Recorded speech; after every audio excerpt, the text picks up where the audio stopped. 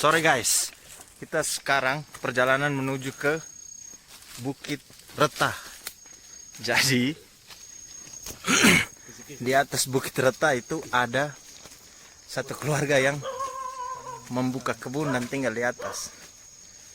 Perjalanan kami ini kurang lebih 3-4 jam. Teman-teman bisa lihat jalannya.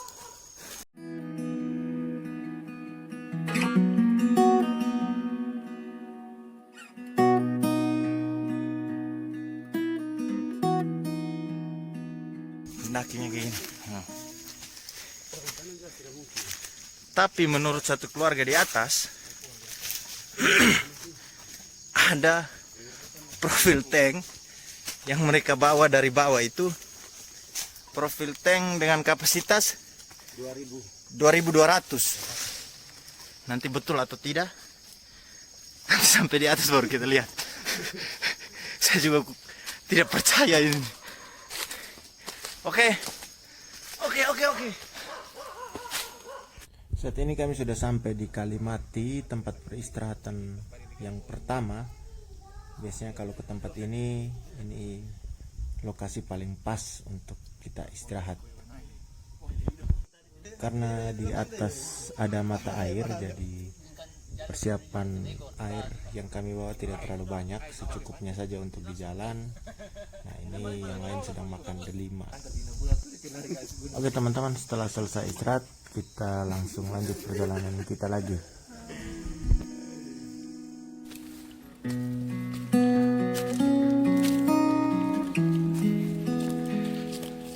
Sore buka sudah kacamata tuh.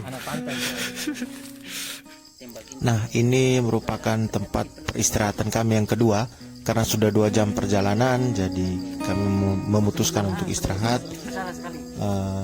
Karena kondisi fisik juga sudah mulai menurun dan lemah. Dari tempat ini juga kurang lebih 30 menit lagi sudah sampai di pondok yang pertama. Oke guys, kita sudah sampai di pondok yang pertama. Ini pondok warga. Ini ada apa nih? Buku doa Rosario.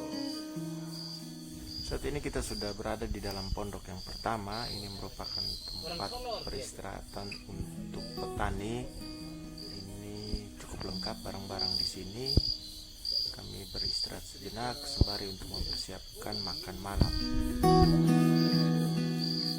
Oke guys, karena waktu sekarang sudah menunjukkan pukul 7 lewat, jadi kami putuskan untuk makan malam. Karena perjalanan dari bawah juga sudah cukup jauh mendaki, jadi ya sudah kita makan malam saja dulu. Wow, bisa dilihat di sini semuanya sangat kelaparan sehingga mereka makan dengan begitu lahapnya sampai tidak ada sebutir nasi pun yang tersisa. Ini ribuan langkah aku lalui. Ngeri makannya, sadis. Dan dapat sambal lalapan di gunung. 5 jari aku tak sia-siakan. Puluhan ribu langkah ini. Gunung ada sambal lalapan, tomat lombok, tahu. Telur rebus lagi. Protein tinggi nih. Ini selang yang digunakan untuk alirkan air dari mata air.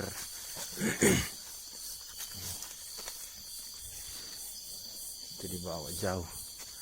Nah, ternyata benar guys, ada profil tank 2200. Ini cara pikulnya bagaimana ini dari bawah nih? Aduh, mana ini tulisan 2200 nya? Oh ini.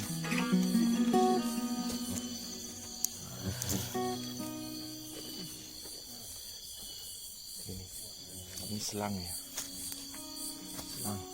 Naik terus sampai di atas, masih ada satu pondok lagi. Di atas pondok itu yang mata air.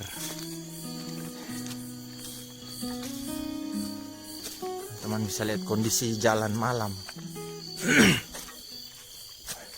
Sekarang waktu menunjukkan 7.36 jam 7 malam guys. Oke, kami lanjut sampai di atas. Kita akan rekam lagi aktivitas petani di ketinggian 700-800 meter. Oke teman-teman, sekarang kita sudah sampai di lokasi camp yang kedua. Ini tujuan utama kami karena di sini nanti kami bermalam. Jarak dari tempat pertama sampai ke lokasi ini kurang lebih 30 menit. Kita langsung dikasih kopi oleh mama. Ada siapa minum teh? Teh satu, kopi. Request. Minumannya pakai request.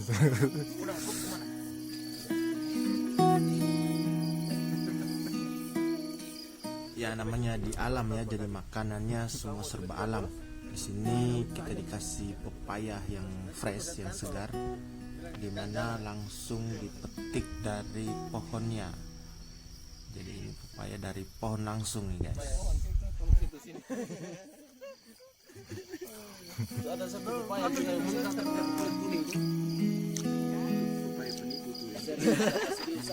Pepaya gombalan. Nah saat ini mama sedang mempersiapkan menu makan malam spesial untuk kami. Menunya sangat fresh teman-teman.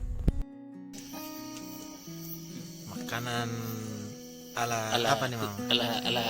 Ala gunung. Ala gunung. Lawar ya mama ini? Wih mantap. Pisang dengan sentrum. Daun sentrum Dan tung Indonesia. pisang. Ini Daun ini sayur. Itu sayur tapi terung yang dikukus. Wah ini enak nih. Wah ngiler teman-teman.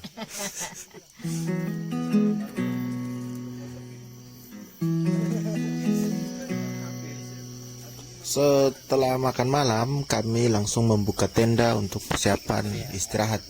Karena perjalanan dari tadi cukup jauh dan sangat melelahkan, sehingga kami langsung beristirahat saja. Sampai dini hari. Selamat pagi, karena perjalanan ribuan langkah tadi malam sangat melelahkan, jadi kami langsung bangun pagi dan sudah disediakan ubi jalar serta kopi yang nikmat. Nah, ini kondisi pada pagi hari, karena tadi malam itu gelap, saya tidak bisa membuat video. Ini saya langsung memvideokan situasi di sekitar tempat ini. Dan ternyata di tempat ini ada kuda guys. Sebentar, ini itu kudanya di sana, teman-teman bisa lihat tuh. Nah, kuda ini digunakan oleh keluarga di sini untuk mengangkut hasil pertanian untuk dibawa dijual di kota. Karena memang jalannya tidak bisa dilalui oleh kendaraan, hanya bisa dengan jalan kaki atau dengan menggunakan hewan pengangkut seperti ini. Teman-teman bisa lihat tanaman di sekitar sini semuanya sangat subur. Nah, di sini keluarga ini membangun sebuah perkebunan yang begitu luas, di mana di dalam kebunnya ini terdapat berbagai jenis tanaman hortikultura. Teman-teman bisa lihat nih, ini kelilingnya, ini ada pepaya, ini ada juga labu Jepang ya orang sini bilang. Terus ada juga ubi jalar. Ini memang hasilnya sangat luar biasa teman-teman. Ada juga tanaman lombok yang sudah dibuat dengan bedengnya masing-masing. Ini ada lombok hijau, lombok merah, cabai merah keriting, lombok kecil yang pedis-pedis itu. Nah ini kurang lebih lahan lomboknya seperti ini teman-teman. Jadi memang pengolahannya sudah sangat-sangat baik.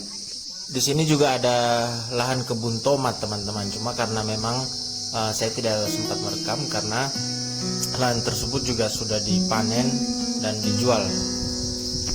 Nah teman-teman, saya sudah beberapa kali datang ke tempat ini dan memang saya sangat senang untuk sampai di tempat ini. Itu karena yang paling pertama di tempat ini banyak air. Terus yang menjadi keunikan tersendiri di tempat ini itu penyedotan air dari mata air sampai ke kebun itu menggunakan teknik gravitasi, dan dia tidak menggunakan mesin tapi langsung disedot pakai mulut. Jadi ya saya juga kurang tahu caranya seperti apa, tapi nanti tempat penampung di mata airnya itu saya akan tunjukkan dan teman-teman pasti tidak akan percaya bahwa mereka bisa melakukan penyaluran air seperti ini.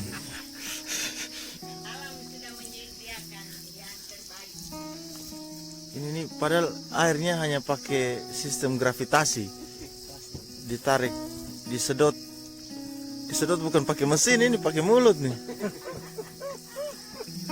Oke teman-teman, setelah mengitari melihat perkebunan di sekitar sini, ini saya akan menunjukkan kondisi pondoknya. Karena tadi malam gelap, jadi saya tidak sempat untuk videokan. Ini teman-teman bisa lihat.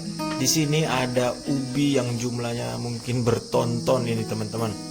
Jadi saking banyaknya ubi ini sebagian tidak bisa dijual, tapi nanti akan digunakan untuk pakan ternak. Oke, kita langsung persiapan menuju ke puncak Bukit Reta. Teman-teman sudah mulai siapkan. Yang kami bawa nanti ada pepaya, biskuit, air. Nanti sudah disiapkan makan pagi, cuma kita ke Bukit Reta dulu di sana, belakang sana dia. Setelah itu baru pulang kita makan. Ini ada pepaya USA.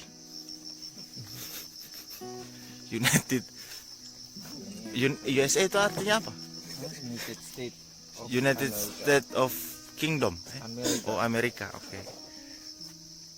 Tapi ini dari kelurahan California nih kayaknya. Oke teman-teman, sedikit sharing. Jika kalian memiliki hobi dengan alam bebas, kalian harus berhati-hati jika bertemu dengan daun seperti ini. Ini detail daunnya. Jangan sampai tersentuh oleh kalian atau kalian pegang, karena ini sangat-sangat panas dan juga gatal. Biasanya kami sebut daun ini daun karena kalau tersentuh bunyinya gitu. Nah, ini yang saya bilang sangat bertentangan dengan hukum fisika yang pernah kita pelajari selama ini. Nah, ini mata airnya keluar dari batu teman-teman. Teman-teman bisa lihat. Ini mereka hanya tampung dengan botol seukuran aqua tanggung ya. Jadi ya gini mata airnya.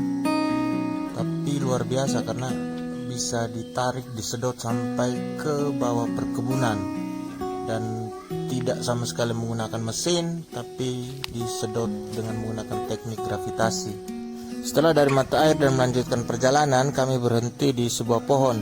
Nah, di pohon ini kami membuat ritual karena menurut kepercayaan bahwa pohon ini juga sebagai salah satu tempat persinggahan dari masyarakat atau orang-orang dulu. Nah, kita lanjut perjalanan teman-teman. Di depan sana itu sudah ada padang atau sabananya. Di sini juga kita berhenti untuk melakukan satu kali lagi ritual. Nah, ada dua tempat yang nanti kita bikin. Jadi tadi satunya di pohon dan satunya di batu ini.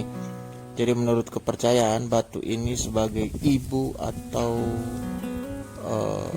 istilahnya rahim dari suku yang ada di wilayah ini.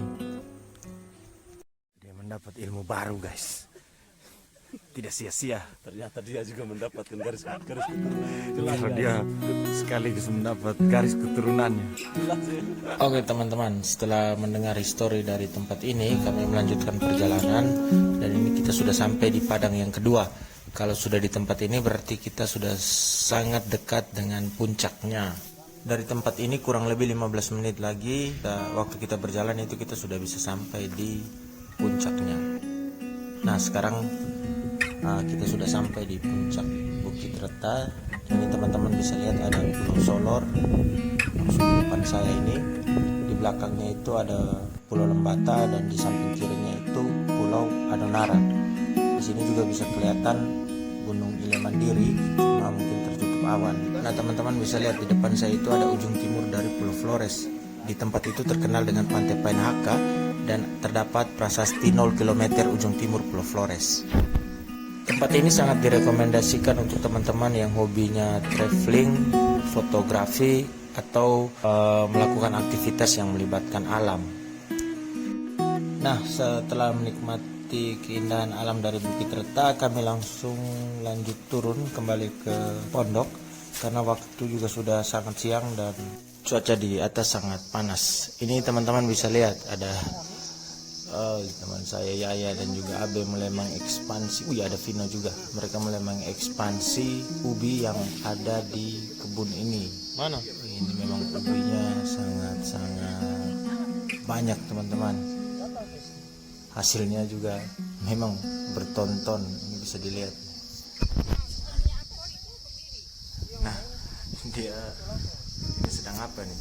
Pasti terkena sengatan dari daun-daun yang warning kan tadi. Dan benar saja teman-teman bisa lihat proses kalau misalnya kita terkena daun ini. Ini sampai merah dan juga gatal-gatal nih.